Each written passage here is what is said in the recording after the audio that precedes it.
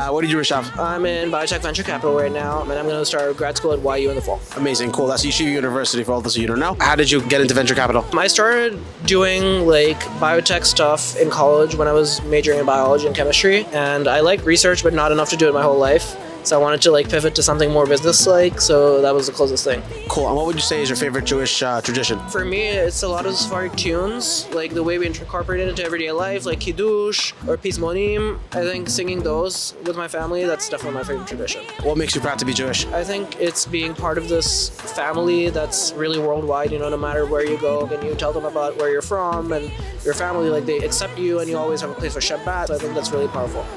Amazing. Thank you so much for sharing. A word of advice to your younger self, what would it be? When I was in college, and especially in high school, I tried to hide a lot of my Jewishness.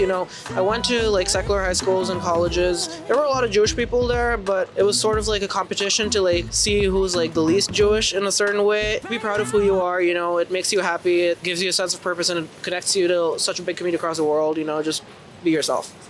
Amazing. What's your favorite Jewish mitzvah? Talmud Torah, which is studying Torah, because I think there's really no end to it. And, I'm a really academic person, so I really like, engaging with the text. I love the Chavruta style study, which is where you study with a study partner and you're always bouncing ideas off each other. If you ever go to a Beit Midrash, which is a Jewish how to study, people are always yelling and it's very loud. And I think that's so unique to our culture that's just not there in other academic settings. That's beautiful. Jewish words to live by. Jewish words to live by. That's the hard one. I think Gamzu Letovah is a good one. This too is for the best. I think it really represents the Jewish outlook in terms of, it's all over the rabbinic sources where, you sort of trust God's plan. And I think if I had to put that in my words, trust God's plan.